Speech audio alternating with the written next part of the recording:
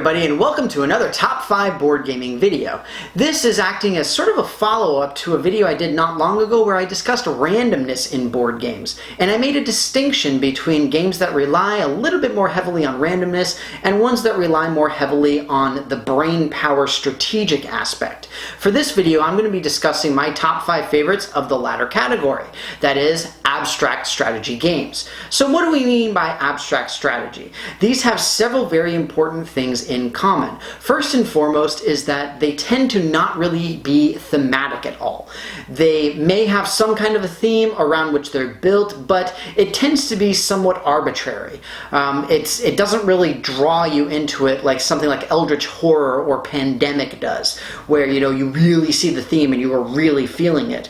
With abstract strategy, it tends much more to be just sort of surface level, if it's there at all. More often than not, it's just very place your pieces, do your thing, right?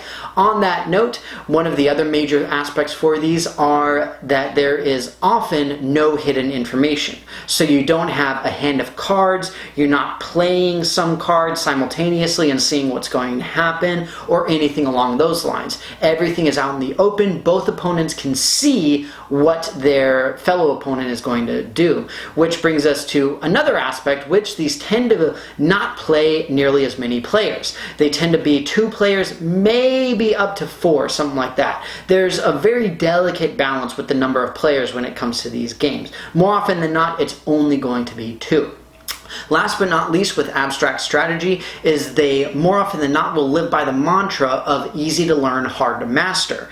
It will generally take a very short amount of time to learn how to play these games because you have very simple but very distinct and clear rules. Whether it's how pieces move, how you place pieces, or whatever it happens to be, the rules will be concise, clear, and simple. And that's it. Once you know that, then you are able to play.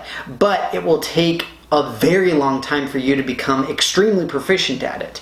And we have seen that with many abstract games where we have books and books and books and books written about how to play them and good winning strategies. But that said, as always, you guys know I love to hear from you, so please put any and all thoughts into the comments below as I get started. But with that, I'm going to go ahead and tell you guys my number 5. At number 5, I actually have what is sort of a subgenre within the abstract games category, and that is games where you are trying to fill out a specific place with really awkwardly shaped pieces. The game I have as an example is Cathedral. There are 2 other major ones I wanted to discuss very briefly, which are Patchwork and Blocus. Now, in Cathedral, each player has a singular piece, the cathedral piece, and the idea is that each player is trying to fit all of their pieces within the city walls. Again, you're talking about like sort of Tetris-shaped pieces, so they're really awkward. You have specific rules with regard to how you can place them down, where you can place them down, what they can touch, all that kind of stuff. And then in Blocus, you have very similar rules. In Blocus, it's nice because you can play with up to 4 players. But again, you have these weird sort of Tetris-like shapes, and you're trying to place them onto the board collectively, simultaneously, with very specific rules with how they can be placed. So you're just trying to use the space as efficiently as possible. In Patchwork, you've got a little bit of a deeper strategy because the pieces you receive are actually obtained by essentially a piece moving around the board with all of the potential pieces laying out in a circle. And you're able to purchase individual pieces at specific times. And then you can place them onto your individual board. You're essentially making a quilt is the idea, hence Patchwork. So all 3 of these games have the same sort of idea where you're trying to fill out this space with these awkward pieces. And they have, Cathedral is a little bit more thematic because it's like the medieval, like Gerger. And same thing with Patchwork, you're making a quilt, but how thematic can you be with it type of thing. But again, they all have that same sort of overarching goal. Now, the reason that these are low on the list, the lowest on the list, is simply because these tend to be, in my experience, the most abstract. Like, yes, again, the rules are very, very simple with regard to how you're going to be placing them, but you need to have a lot of really a lot of strategy related to the very specific aspects of the spatial reasoning. And for a lot of people, that can be very difficult to do. It can be tough to figure out, well, if I get this piece, is it going to fit like this or this or this or this, and that kind of stuff. And it can be tough if you're not able to like grab it and take a look and really see how it can potentially fit. I've seen a lot of people get very, very frustrated with it. And that's really why this category is so low on the list, is because of that fact, because it can be very difficult. Again, just like with most abstract games, you don't have hidden information. You know what pieces are available, what pieces your opponent has, what pieces you have. With patchwork, you can see like what's going around, what's going to be happening, and all this. But I don't know, it tends to be hit or miss for me with this particular category of abstract games as to whether or not a person will enjoy them. I personally enjoy them, but it's difficult to find partners who enjoy them as well, simply because of the very spatial related aspect to them. And so that's why it's low on the list. But suffice it to say, Cathedral, along with Blocus and Patchwork, these sort of space-filling abstract strategy games, are collectively my number 5.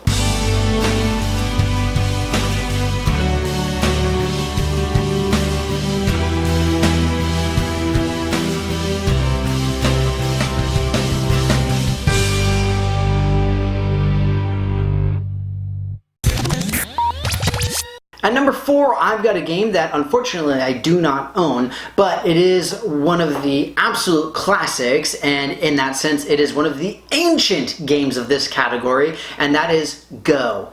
In Go, you are doing a territory control with little white and black stones, and you're trying to surround different areas and capture your opponent's pieces and all this kind of stuff. It is an extremely strategic and very, very intricate game that has literally been around since, I want to say, like 2000 BC or something like that. It's absolutely insane. It's been around for a very, very long time. This is one that I highlighted in my video where I talked about randomness as well, because this is a very pure strategy game.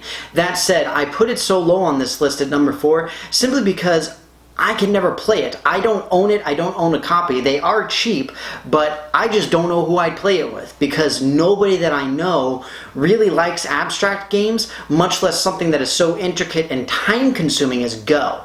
That's one of the big problems with this game, is it can take so long to play. You have a very wide range of time that you can potentially do or not do, and it's just, it can be either like diving down the rabbit hole, or it can be potentially only be like 20 or 30 minutes, just depending on who's playing. But that said, if you want to talk about very pure, very good strategy, then this is really where you want to be at. And that is Go, my number 4.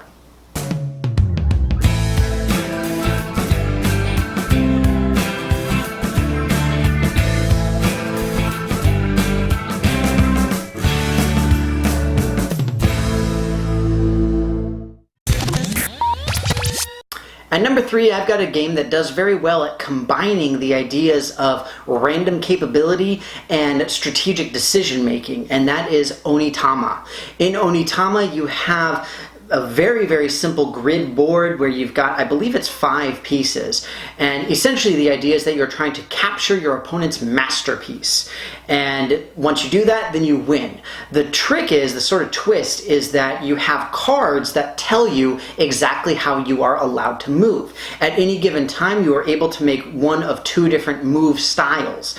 And that means that you can take a specific piece and move it to some highlighted area of the grid.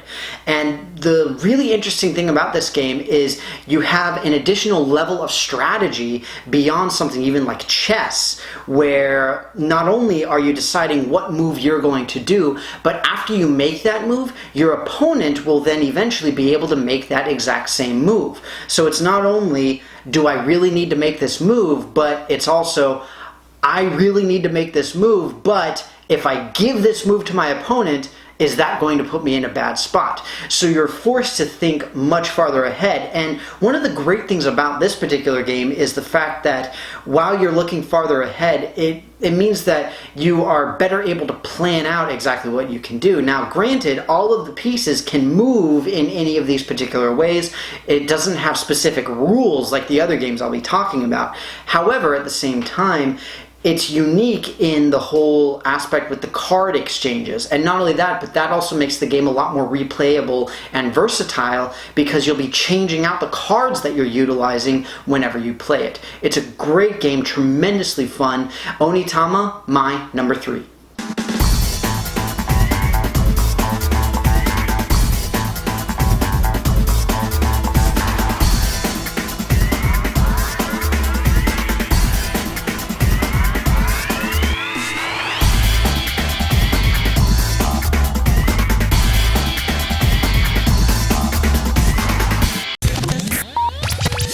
Both number 2 and number 1 on this list, I have what are really held up as classical examples of abstract strategy games. And these are also games that I talked about in my video about randomness. At number 2, I've got chess. Now, for those of you who haven't seen it before, this is my fancy chessboard that I got in Europe about 15 years ago or something like that.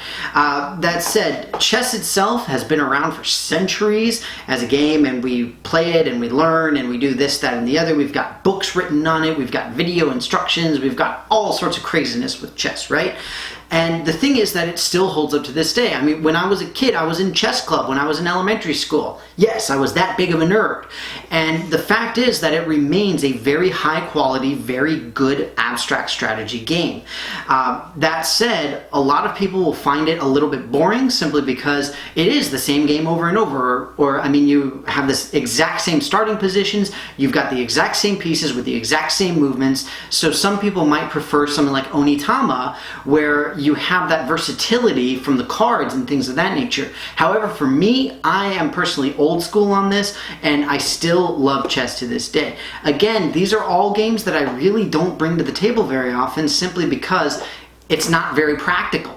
I can't bring a lot of these to my friendly local game store and play them. They're pretty much all only 2-player games, and they tend to take a pretty long time to play. But chess for me really has the nostalgia aspect, and that's more why it's higher up on this list, is just because it brings back all those thoughts and memories, and I got my little chess trophy and all that kind of stuff.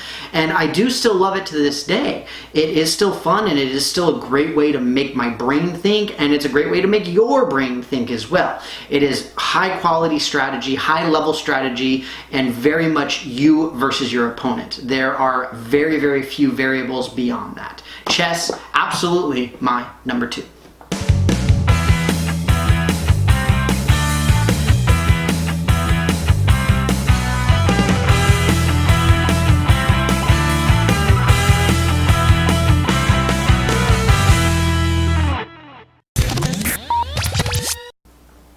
At number 1, I've got a game that is often held up as a modern classic in abstract strategy. This is a game that has been expanded very frequently. It's got all sorts of different editions, travel size, crazy stuff like that. It is Hive. In Hive, each player is given a set of tiles that represent different insects. These insects are able to move in different ways. They have different movement rules, just like in chess. And the thing is that in the end, the goal is just to surround your opponent's queen. Now, you don't have to be the only one surrounding it. Your opponent's pieces count as well, but once their queen is surrounded, then you win. And that's the entirety of the game. The great thing about this is it really builds off of the fundamental aspects of things like chess, where you have set rules, very simplistic rules, but you have a much more versatile game just in the simple sense of with Hive, you are allowed to move in very specific ways, but the board itself is always it's always different. It's not always changing because there are rules about it. But you don't have that set grid board that you're always playing on. So you can build out one way, you can build out another way, you can try to build up a whole bunch so that you can move everything around a lot more efficiently and effectively, all sorts of different stuff like that. And There's a lot of strategy related to, are you going to place a piece or are you going to move a piece? When do you place down your queen? Because there's a rule regarding when you have to place her, all of that kind of thing. It's an incredibly well-designed and great fundamental abstract strategy game. Again, that's really what it was made as. And the theme itself, I mean, it doesn't really come through. Again, abstract strategy tends not really to be about theme, but it's kind of fun because you're talking about ants and spiders and bees and grasshoppers, and in a way it makes sense the way that they move. So for example, the grasshopper is able to hop all the way to the other side of a particular row and things of that nature. And really, that's one of the things I love about this over chess, is that while you do have those set movement rules, depending on what the board looks like is drastically going to alter what those movements mean.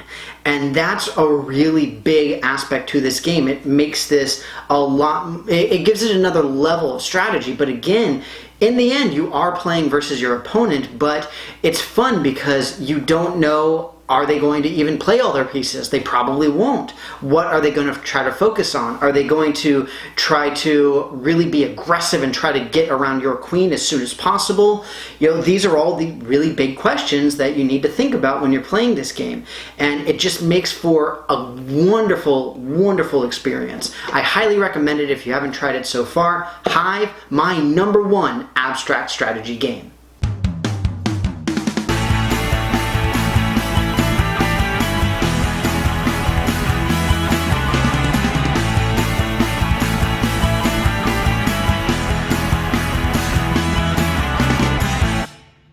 Well, everybody, that's going to be it for me. I hope you enjoyed this video on my top 5 favorite abstract strategy games.